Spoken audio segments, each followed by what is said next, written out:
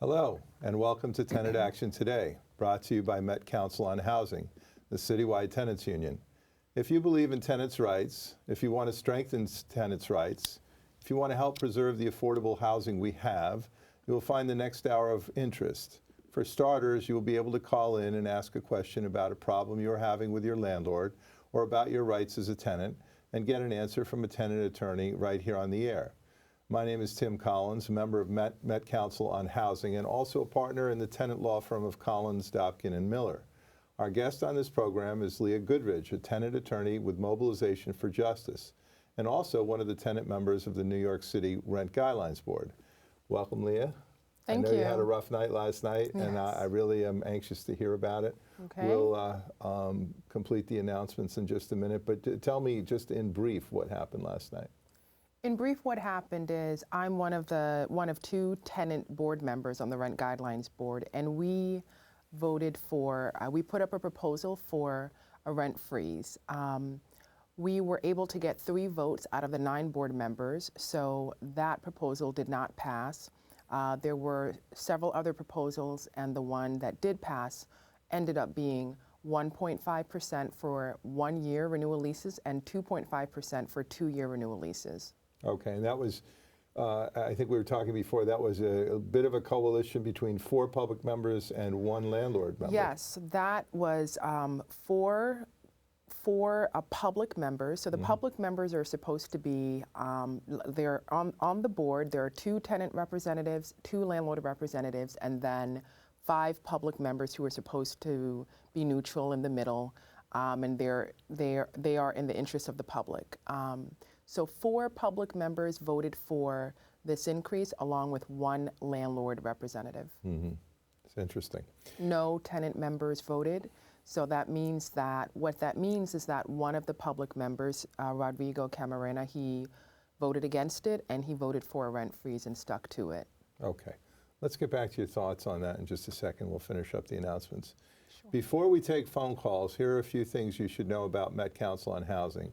First, Met Council runs a tenant hotline every Monday, Wednesday, and Friday. On Mondays and Wednesdays, the hotline is open from 1:30 to 8 p.m. On Fridays, the hotline operates from 1:30 to 5 p.m. Tenants can call 212-979-0611 during these hours and discuss your situation with a live counselor. So you can call the number up until 8 p.m. this evening if you cannot get on the air. Also, Met Council on Housing has a weekly radio program, Housing Notebook, on WBAI 99.5 on the FM dial. Housing Notebook is on the radio every Monday from 8 to 9 p.m. You can also listen on the internet at WBAI.com, or .org, excuse me. Finally, Met Council on Housing publishes the only tenant newspaper in New York City called Tenant Inquilino. Those who become members of Met Council receive the newspaper in the mail. An important point, Metropolitan Council on Housing is not and has never been affiliated with the Metropolitan Council on Jewish Poverty. They are separate organizations. So we have a little bit of time before we get our first call. Okay. And you have the floor. I want to hear your reaction. What happened and why are tenants facing more increases? Well, my initial reaction is I'm extremely disappointed that there was a rent freeze. The other tenant member and I, we proposed that there was a rent increase, I'm sorry. The rent freeze is so on my brain that that slipped. So we proposed for there to be a rent freeze, and there are a couple of upsets that happened. One is that for the most part, most public members, all 5 of them, vote together. And they vote the same way. That didn't happen last night. So one public member actually voted with the tenant representatives for a rent freeze. So we only voted for a rent freeze. We did not vote for a rent increase because we firmly believe that tenants deserve another rent freeze. Another interesting tidbit that happened was that the 2 landlord reps did not vote together. One voted for the 1.5 and 2.5 increase, that's why it passed, and the other, I believe, tried to abstain but then ended up voting against it. There was some confusion there. For me, I'd like to talk a little bit about why tenants deserve a rent freeze. I think that one of the things that the landlords propose, or one of the things that people say is, isn't it only fair for landlords and tenants to reach a middle ground? And that middle ground would be what people consider a relatively low increase, and that's where we are, 1.5, 2.5%. Right. We should note, by the way, that that's for rent-stabilized apartments. The hotels did get a rent freeze. The hotels did get a And rent I think freeze, so we're lofts- talking about rent-stabilized apartments. And lofts. And right, lofts. Yeah. You know, the problem is that we're not looking at the overall picture. So we shouldn't be thinking about tenant survival as let's give a crumb and then that's it. So what we're doing now is we're looking at low increases as basically part of an alleged corrective plan. And the reality is that under previous administrations, tenants had over a decade of very high rent increases. Now, maybe that would be fine if those rent increases were actually based on accurate data. Every year, the board looks at reports that are put out by the Rent Guidelines Board staff that's based on different agencies by New York City Department of Finance and other agencies. Right. And so we look at how much landlords made profits, specifically their net operating income, Right. how much expenses they had to pay for each building. And we look at all of that to arrive at a conclusion as a board. Right. Now, the problem is that for many years, those figures were inflated. And the actual, as you actually testified to, and so there were several increases for many years of 8.5, 5%. And the problem also is that during the years that those happened were the worst times that it could happen. It was during the recession. Right. A lot of people were literally, we're not talking about people who, as a result of that, they stayed in their homes. They got evicted. Right. They moved out of New York City. Right. So we're looking at over 10 years of inflated rent increases, and we can't possibly say that 10 years of a mistake can be corrected by 2 years of a rent freeze and then further rent increases. Right. I think the board staff came up with a figure that for 12 consecutive years now, owner net operating income went up in inflation-adjusted terms. So they were beating inflation. And if you look back, that 12 years takes us back to like 2006, which or actually 2005, the way they do it. So that period of growth, of income growth, was right through the heart of the recession, when everything else was collapsing, when tenant incomes were falling, unemployment was up, and most people haven't made up the lost ground. And I know from the board's report that that tenant incomes are still stalling. Unemployment has improved, and there's some more jobs in the city, but income itself has been flat. Yeah. So increases in rents Yeah. come directly out of the pockets of tenants. Yeah. And it seems as though the board is focused on Landlord profits, that's what the board is focused on, not the tenant representatives. A lot of the conversations have been about, well, if we have a rent freeze, how much are landlords going to make? Now, here's the issue with that. We have the data, and this year was different from previous years.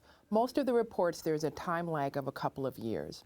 So for this year, we were able to actually see the data that during the rent freeze, landlords made about over $300,000 per landlord. That was the net operating income. The net operating income is after maintenance expenses are taken out. So much of what we're talking about are profits. So landlords are actually making, on average, about $300,000. Yeah, that's a big average, because you have some mega landlords and you have some relatively small ones. But how many small landlords do we have, though? I mean, that's part of the issue. I mean, if you own a building in New York City, you generally are pretty well off. But it indicates that owners are not losing. They're owners making aren't money. losing, and it's more than owners aren't losing. It's that owners are making profits, right? It's actually on the more extreme. And so the question then becomes, how do we make a decision based off of this, when we know that 63,000 people are in homeless shelters every night, we know that at least 40% of those in homeless shelters came from a rent-stabilized apartment. So there is a direct correlation there. And the question then becomes, how do we make a decision that's fair, considering all of that, considering that we now know that landlords are still able to profit, because we have the data, landlords are still able to profit during a rent freeze. How do we come to a fair conclusion about that? And the question I asked last night is, are we choosing profits over people? Mm-hmm. And the answer is? Well, the answer for me, for my vote, would have been for a rent freeze. But since that didn't happen, and I do think that a lot of the calculation here was based on how much landlords were able to make in profits and in money, and for the costs that they were able to spend. I mean, the most important question is, okay, well, there are many expenses, but how much money did landlords make? And the end result of that was they made thousands of dollars during the rent freeze. The real estate industry has come back, and they've argued that with the rent freezes and successive relatively low guidelines have occurred at a time when operating costs have gone up, and they tend to focus on the year-to-year changes, the most recent years. How do we judge the system fairly? Should we be looking back 1 year, or should we be looking back 20 years, or should we be looking back the entire history of stabilization? Okay. We've got to look at New York City as a whole. Who is the city changing for? Who's going to live in the city when all of this is done? Again, we literally have a crisis. It's not like people are moving from one rent-stabilized apartment and then able to find another rent-stabilized apartment that's at the same rental rate. Once you move out, it's pretty hard to find another apartment that's at the same rate or lower than the one that you were living in. So most people tend to get priced out, and people are moving out of the city because they can't afford it. And some people, as the data shows, when they get evicted, are actually going into homeless shelters in droves, right? And so I think that given the fact that we're dealing with an actual crisis, unfortunately, it seems like that crisis has been normalized a bit to the point of where when we're talking and we're making a decision about 1 million rent-stabilized apartments and over 2 million New Yorkers, we're focused primarily on how high the landlord profits can go up. One of the threats, I think, that were made, and I call it a threat, landlords came and testified that if we're not able to get an increase, then we're not going to be able to maintain our buildings or spend money on buildings. So then the repairs in the buildings are going to be atrocious, and they actually compared it to the New York City Housing Authority. Again, that's the fake news part. Because big time fake news. Big time fake news, because first of all, the thing is that, again, we're looking at how much money you're making. It's not like you're making income and then the expenses are close to the income. You're making thousands of dollars in actual pre-tax profits. Right, off of every apartment per year. Right. But I mean, to compare it with the Housing Authority is such a completely different kind of entity, in the sense that it doesn't operate for a profit. It has rents that are limited on the basis of income, and it operates with a supplemental budget from the federal government, state, and the city to some degree, and it was underfunded. And you have literally a city, a sizable city, 500,000 people living in public housing that was actually well conceived, well built, really did a tremendous job of housing people for a long time, but requires maintenance. And the reality, I think, is that in our free market system, a big ticket item like housing, which continues to grow and eat up so much of the family budget, is something that some people on the marginal end, working families, lower income families, simply can't afford unsubsidized housing. They just can't do it. And it becomes a choice between whether they eat or have a roof over their heads.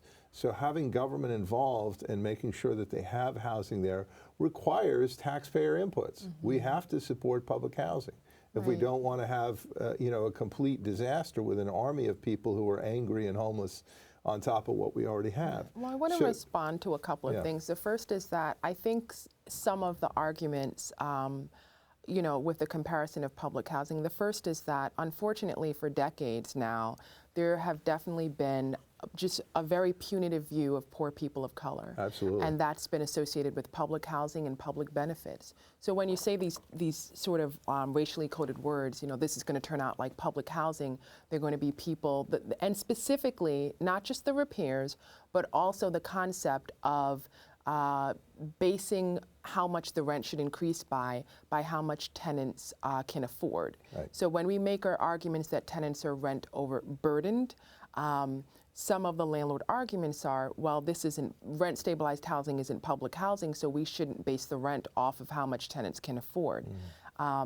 So that's the first thing. There's a little bit of the history of public housing. There's definitely very punitive treatment of, and the beginning of public housing and public benefits really started out with single mothers and primarily white women, actually. And over time, especially in the 1940s, it changed to, it slowly developed and became more people of color. And there are actually a lot of cases, legal cases, that are very interesting that show the punitive treatment. For example, in some southern public housing, I think one of the cases was in maybe South Carolina. They used to have specific policies saying that if you were an unwed mother, quote unquote, then you would be evicted from your public housing because of the concept of having too many children. And the NAACP actually started a case against these public housing authorities. And within New York too, they had that policy, and it was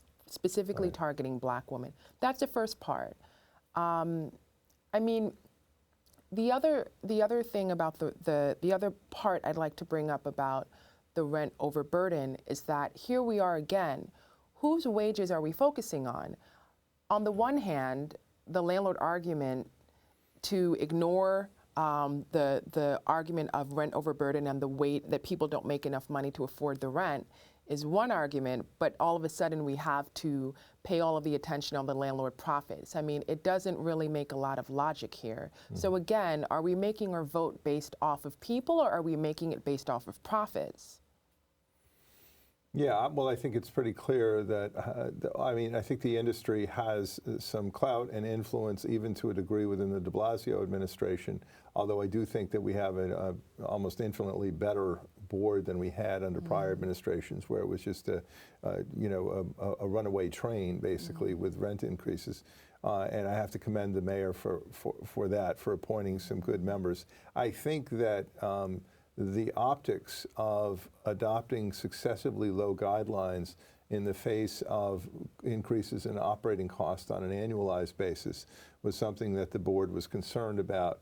And so ironically, in an effort to, I think in an effort to avoid the appearance of being political by holding rents down, they actually ended up being political by adding unwarranted increases that the longer term numbers demonstrate were just not necessary, that the owners were doing fine. I want to get back to this. It's a great discussion. We do have a caller. You're on the air. Welcome to Tenant Action Today. Hello? Hello? Hello, can you hear me? Yes. Hi. I'm sorry, I just tuned into your program. I have a question that maybe you could help me with. I'm the last rent-stabilized tenant in my building, and I have been for a few years. And the person who converted all the rest of the apartments, sold this apartment about 3 years ago. He tried to buy us out. We turned him down. He sold our lease to his nephews, he said, who wanted to have the apartment, and they had it for about 14 months, but then they sold it to an out-of-town person. And the only address we got for this person was a Yahoo account and a phone number. We never got something from them that they owned the building. And they've been harassing us since the second month that they got the apartment demanding rent, sending 3-day notices they're going to kick us out. And now they sent us a mail that they want to move into the building, even though the original red herring said that they could not, a person who bought the apartment could not move in. And that's really my question is just what should I do? Do I need to do anything to protect myself now, or do I have to wait until they start some sort of action of some sort? Thank you. Okay, so let me just sum this up to see if I've got it correctly. You live in a building that was converted to a cooperative. Correctly. You are the tenant, remaining tenant in one of the units that was once held by what we call the holder of unsold shares, but those shares were eventually sold to an individual. The individual is sort of an absentee and neglectful owner, other than hitting you up with these 3-day rent demands and basically harassing you at this point. Correct. Okay, and you don't have a business address? No, there's no business address. He actually only supplied an address, but I looked it up, and it's a UPS postal. Where you service send your rents to? In Sarasota, Florida. Okay, well, you are protected by all of the tenant rights that come under rent stabilization. You're protected under the warranty of habitability, and you're protected against harassment. Now, generally, I don't know, Leah, what your office does with regard to harassment. We used to largely dismiss claims of harassment because the DHCR was so ineffectual and there wasn't too much you could do in the courts. But I think they've become a little more active in recent years. So if you have somebody who's getting, an absentee landlord who's, not supplying services, or who is serving unwarranted rent demands, anything that you would suggest? Well, there's a few venues that you can, for in terms of harassment, that you can raise that. And as was just mentioned, you can certainly raise it in an administrative hearing at DHCR, but there's also a court case that you can bring in housing court. Now, just if I'm understanding correctly, the landlord is sending rent demands and you don't actually owe any rent. Well, what happened was when the person who sold the apartment to this new person, we didn't get notified of it until like the end of February, I think it was. And on March 1st, he called demanding rent and saying he had 3-day notice to move us out, which I knew that was not true. And then we were sending him our rent by deposit from checks, from Chase, like there where they moved the money directly to his account. Okay. And he kept saying he was not getting it.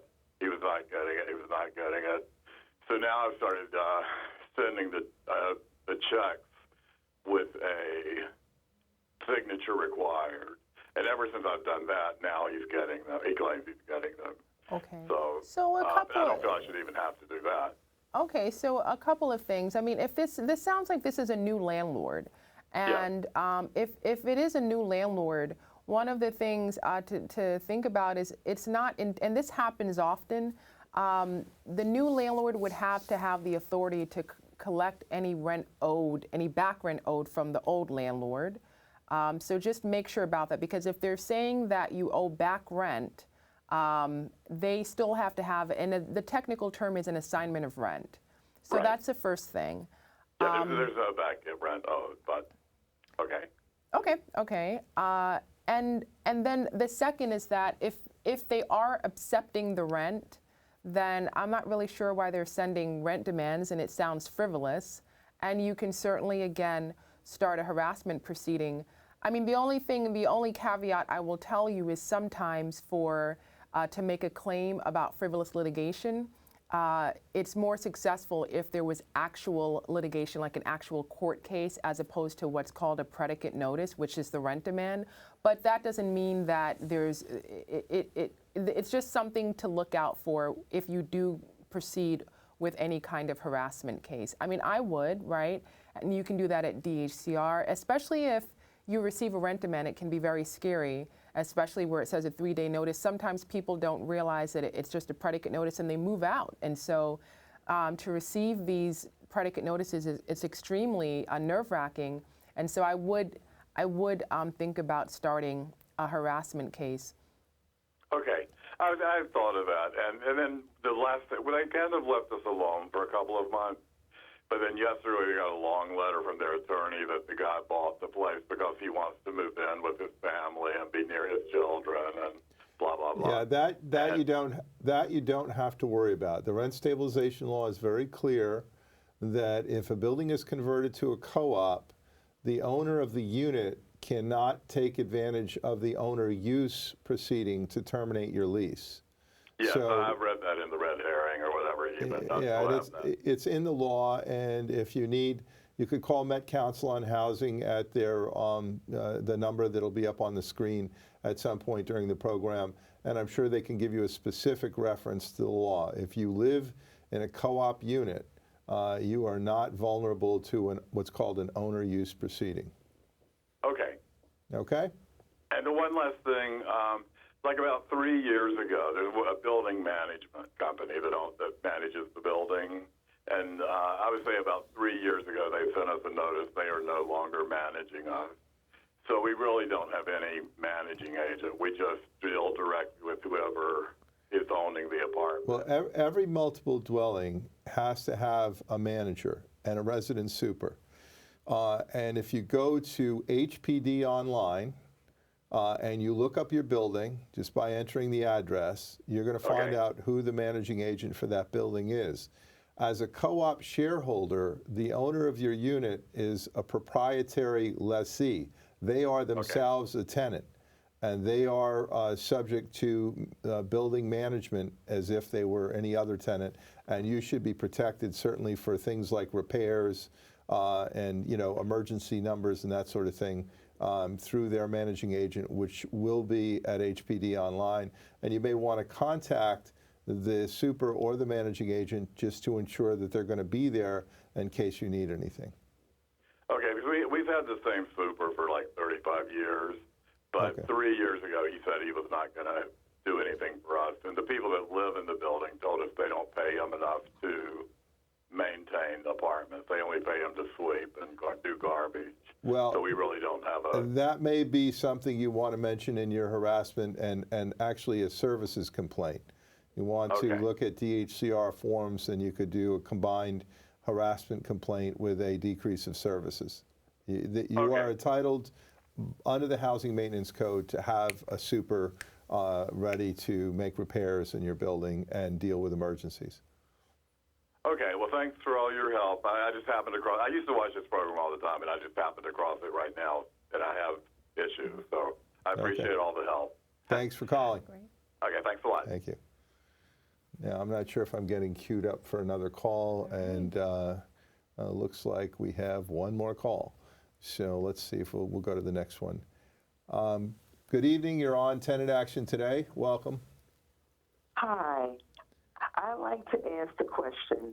I live in NYCHA, and the building reeks with urine. I call 311. I call the borough. I call 718, and nothing has been done at all. This is an everyday, ongoing thing. Who can I get in contact with? Okay, so here is the situation.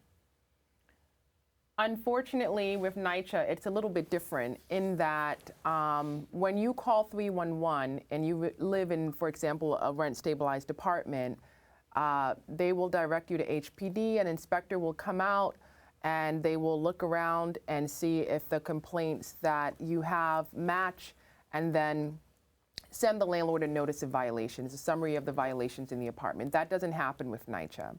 I know the 718 number that you referenced is the 718-707-7771 number, and you're supposed to get a ticket. Now, unfortunately, what happens often is you get a ticket and sometimes someone comes and they do the repairs, or sometimes you're sitting at home and then you get a notice saying someone came and you weren't there and they closed the ticket. I've heard it happen several times. I've waited with some of my clients and I've seen it happen myself. So with all of that being said, you're asking what to do. The best option is to start an HP action. That's where you go to court and you start an action to force NYCHA to do the repairs. You have another option, which I have found that a lot of tenants are successful at. You can contact your local elected official. That would be your city council person.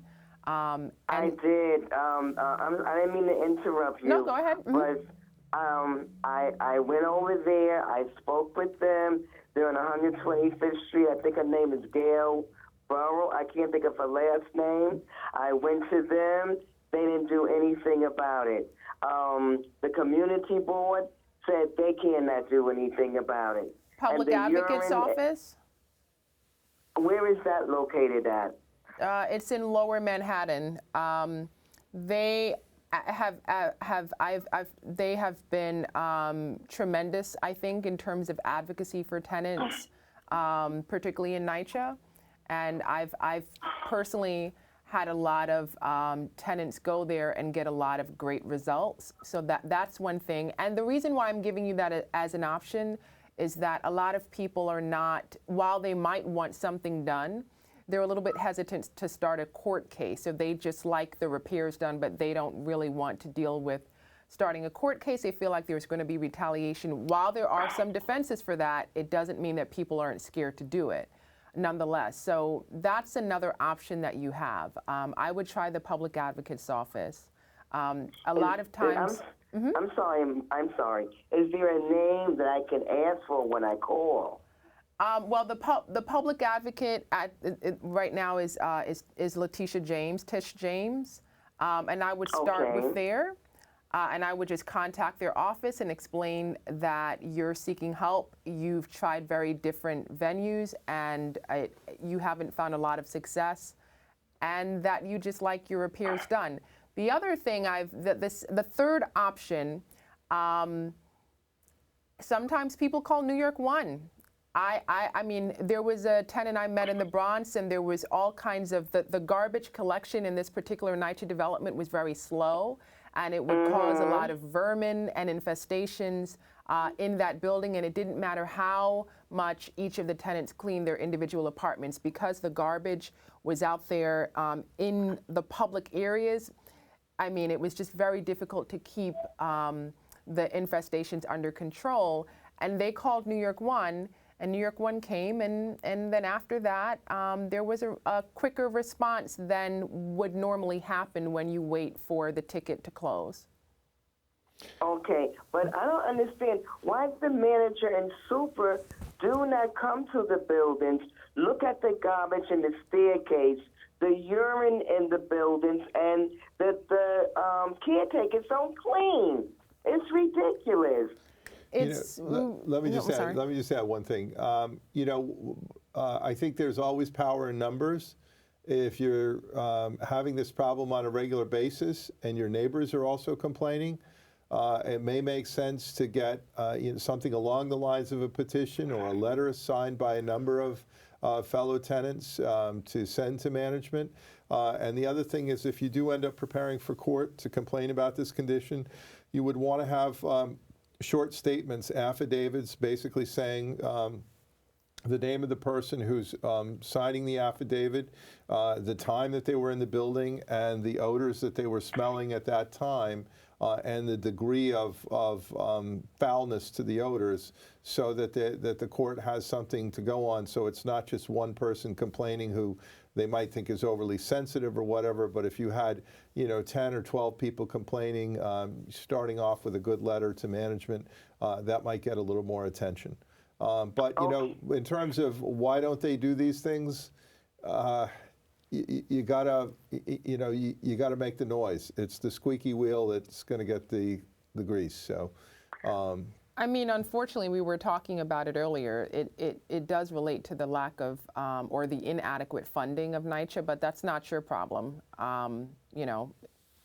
That's more of a structural issue that's plagued a lot of public housing authorities. And there have definitely been news stories about the backlog of repairs and the leaky roofs of NYCHA. But again, It's not for tenants to suffer, so those are the avenues that we would suggest that you try. Okay. Thank you for calling. I think you two guys are great. Have a good evening. Thank you. Thank you so much. All right. Thank you. Thank you. We may have another call, and right. I'm just checking the queue here to make sure. Good evening. You're on Tenant Action today. Welcome. Oh, Hello. Go ahead. oh yes. My question is, our problem is with the Department of Environmental Protection. They keep giving us summonses for rat infestation, and not in front of our building. They've extended the sidewalk and put 2 gardens out there, which they don't tend to.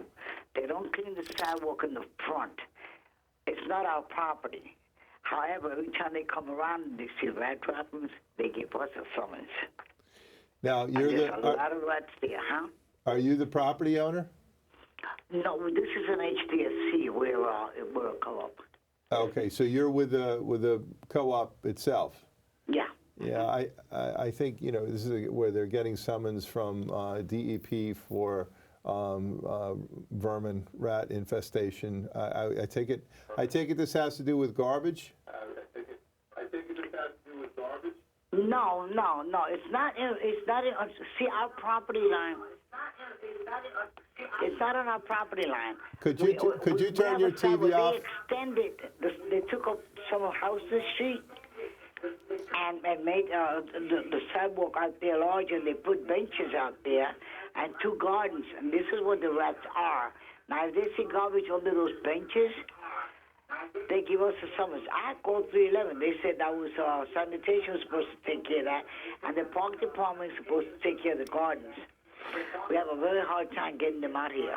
Oh, okay. Can you turn off your, ma'am? Can you turn off your television? Yeah. Because we get a lot of feedback. Okay. Okay. Wait, hold on. I'm turning it down. Okay. All right. Thank you. Okay, Leah, I'm not sure if you had any thoughts on this. I have a few, but No, no. take the floor. Okay. Look, you're going to be called into the. Your summons are before the Environmental Control Board. Yeah, and they say that, and they always put down like our building number, but not our address. They put in East Houston Street. We're on East 2nd Street, which is across from Houston. Okay, well, look, I think what you have is a factual dispute on an administrative summons where you're Yes. just going to have to show up and establish through your own testimony, perhaps through witnesses, through an examination of the summons itself, through photographic evidence of where your property I've is. done that. Okay. I put them pictures and videos and all of that, and show them that this is not our property. And the guy was the last one that we got in May. The guy was there writing a ticket. 2 of the tenants saw him and told him, "This is not our property. Our property is over there." And he still went ahead and wrote summons anyway. They also wrote a summons for our yard, for which they have no way they could get into our backyard. Our backyard is all cement, and Okay, they gave but us look- a ticket saying there were rat look, holes in the yard. Ma'am, you're talking about the factual basis for your defense in an administrative proceeding. Have you been to a hearing before ECB? Oh yes, And almost on a monthly basis here. and are there they continue to issue the summonses? Yes, And have you appealed their decisions? yes, I have. And A couple of them were dismissed. okay, I'm afraid that's the kind of thing where having a good lawyer and being prepared for the hearing is probably the only thing you can do. I mean, it's a straightforward administrative summons, and it seems to rest on erroneous facts. So you have to make your case. So we'll have to spend money on an attorney in order to get this, for them to stop this. Right. Right. Oh boy. Well, you may be able to do it yourself. It really depends, but it's really a matter of preparation for the hearing.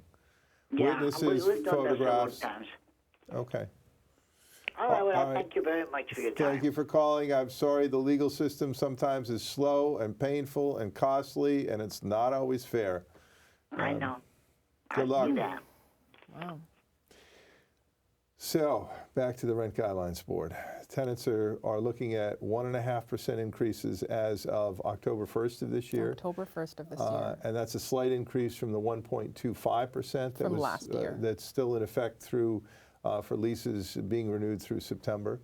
And the 2-year guideline, which is 2% through the end of September, now goes to 2.5%. Right. Yeah, okay. And we were talking about whether or not that's justified. I think you and I both know that it's not justified in terms of the big picture.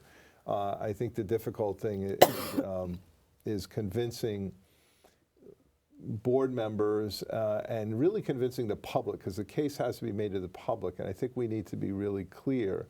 And you recall that I testified before the board this year looking at the only period for which we have real concrete information, which is beginning in 1990, and it goes through, I think, now 2017 because of the lag that exists. Right. And had the board adopted rent increases that would have compensated owners fully for their operating cost increases, as well as protecting their net operating income from the effects of inflation, which keeps them perfectly whole and holds the status quo, the board would have had to have increased rents by about 157% over that 27-year period. Yeah. But in fact, the board increased rents by over 190% during that period.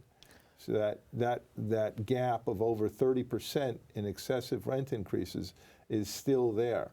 And it started to come down a little bit in the last few years as the board put the brakes on it. But I had testified before a number of years ago that we should have had a rollback because the excesses were so great. When I was before the board this year, I said, I hate to say I told you so, but despite the better membership and the more thorough adherence to the numbers and a recognition of the overcompensation, the board continued to overcompensate owners, and that's what we're dealing with now. I mean, we're also dealing, something you mentioned just now was about the people and the public. So one of the very important aspects of making the decision is listening to people who come out and testify. So after the preliminary vote, there were a series of public hearings in 4 different boroughs. So we had them in Brooklyn, in Manhattan, in the Bronx, and in Queens. And there were 262 tenants who came and testified. Only 12 owners came and testified. Wow. Every single one of the 262 tenants, we did not have anyone who said, I'm here to advocate for a rent increase. Everyone who testified, and I went to all of the hearings and listened to all of the testimony, everyone who testified said, I am here to advocate for a rent freeze. One of the salient points of the testimony was a man who testified in the Bronx and said, and this is a significant story, I am supposed to be retired now, but I am not going to have enough money if I retire now to be able to afford the rent. So I had my son move in with me. And so some of the questions, that a board member might have is, well, what about SCREE to freeze your rent? Well, SCREE and DREE, which are both programs which freeze the rent, the income cap there is $50,000. The programs are great, but for a lot of New Yorkers who are, middle income, they're above the eligibility for that, especially, and that's $50,000 for the entire household. So if there are 5 people, it has to be $50,000 for the entire household, even if there's 2 people, 3 people. So he testified and he said, I'm literally working, I'm past retirement age and I'm working because I'm not going to be able to afford the rent. I asked my son to move in with me so that he can pitch in, and this is embarrassing for me, and it's embarrassing for me to stand up here in front of hundreds of people and share this story, but I felt desperate enough to do so because I'm not going to be able to afford the rent increase. We heard several stories like that were very poignant, very personal. And these are people, for the most part, who, when we speak with them afterwards, and sometimes before, this is their first time testifying in front of a loud crowd, in front of a large crowd. And it's not easy for them. But for them, this is an issue of survival. So we had a lot of people come and testify about being seniors.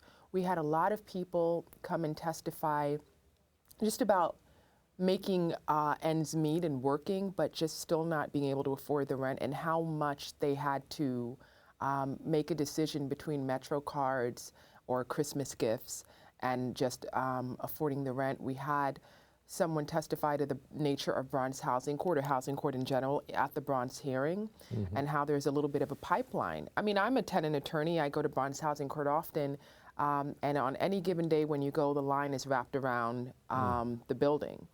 And I've seen it a couple of times. Yeah, and so we had people come out and testify to that, and almost 300 of them all said, I want a rent freeze. So that's an important thing to note also, because it's not like we had anyone come out and say, if you can even just do a low increase, I would be happy for that. Everyone said, I need a rent freeze, and the difference, even if it's $50, it may not be a lot for you, board members, because you're going home to your apartments comfortable, you're on the board, but it's a lot for me and my family and my children. Right. Yeah, and it has consequences that transcend, sort of the immediate issue of, can building owners afford their buildings with the rent stream that's coming in, and, is this just going to limit a tenant's income? It places pressure on people psychologically. It affects their family life. It may even, in the extreme, of course, if it results in homelessness, it's a tragedy. And you talked about some 40% of the people in shelters at night having previously lived in rent-stabilized housing. Well, that's 25, 30,000 people that are literally out of their homes because the rent increases have been too high.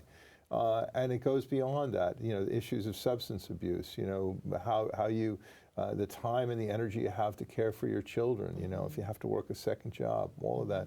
Well, yeah, and even just something that we heard is that when you're a parent and you're taking care of your child and something is beyond your control, like not being able to afford the rent, and you end up in a shelter or evicted and just on the street, because a lot of people don't stay in the shelters, they find elsewhere on the street, for example, because they consider the shelters dangerous, you feel like a failure. Yeah. You feel like a failure. You're not able to provide for your children, and that's a very demoralizing and painful feeling to experience, because a lot of it is outside of the person's control.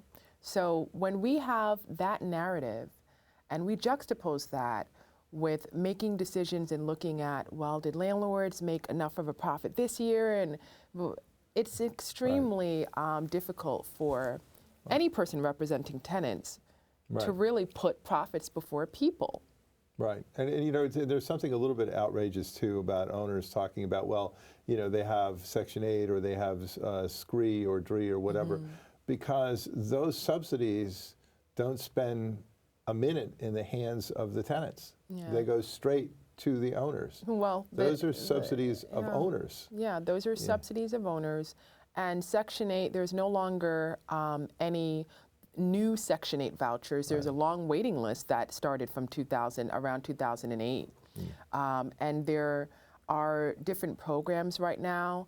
I mentioned SCREE and DREE to freeze the rent, but there are also certain particular programs to try to prevent eviction. I mean, I think it was 1984. I mean, this has been going on for, the other part to mention here is that this has been going on for decades, and we're now seeing the sort of the actual, the full-on crisis mode. So in 1984, a woman named Barbara Jiggets, she was receiving public assistance, and she lived in Queens with her, I believe it was 3 children. And when you receive public assistance, you have to show that you're not working and you're trying to get work. You have to go to several programs to show that you're applying for jobs and you're trying to advance. Right. And she did all of that. But the amount of the shelter amount that public assistance gave her was insufficient to pay for her rent, and she was actually facing eviction. And because of that, like let's say, for example, back then, just as an example, if her rent was $1,000, I believe the shelter amount she was being given was about $200. So it was Right. completely insufficient. Right. And so she actually, through legal aid, sued one of the New York City government agencies and Right. said, this is a pipeline to homelessness because the shelter amount is inadequate, and there's a state law saying that it needs to be higher, and sued. And at the time, you know, the conversations that we're sort of having now, at the time, it was sort of like, I can't believe, so you should be so lucky to receive public assistance. Right. You know, Right. I can't believe this. So there's a certain level of dignity Yeah. that goes into this also.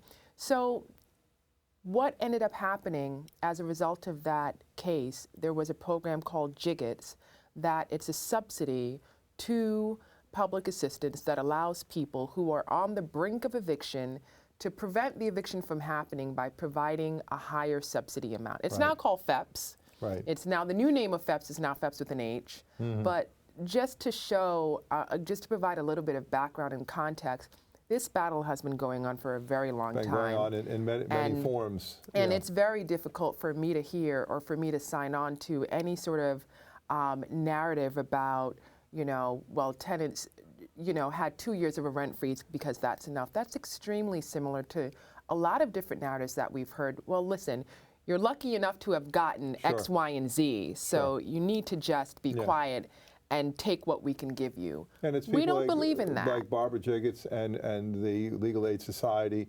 and it, you know, it goes back, and the names are there. There was a woman, Elsie Parrish, in the 1930s who was leaving her employment at a hotel in Wenatchee, Washington. She was owed $217 in back wages under the Washington state minimum wage. The owner offered to pay her $17. She got a local lawyer and sued under the state minimum wage law, and she won through the courts of Washington. But the West Coast Hotel Company didn't want to see this victory stand, and they knew that the U.S. Supreme Court, by the middle of the 1930s, had overturned almost 200 minimum wage and maximum work hour laws, state laws, on the notion of freedom of contract.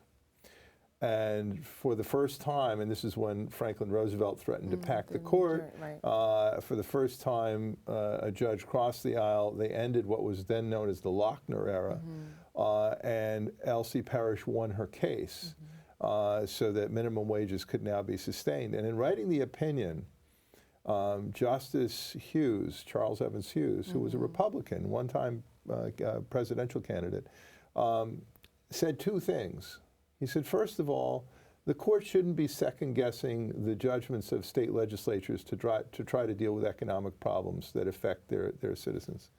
And the second thing is, if we are, if owners and business operators fail to provide a living wage, taxpayers are called upon to subsidize those employers by providing the minimal assistance needed to keep body and soul together so people can show up at work and do their jobs.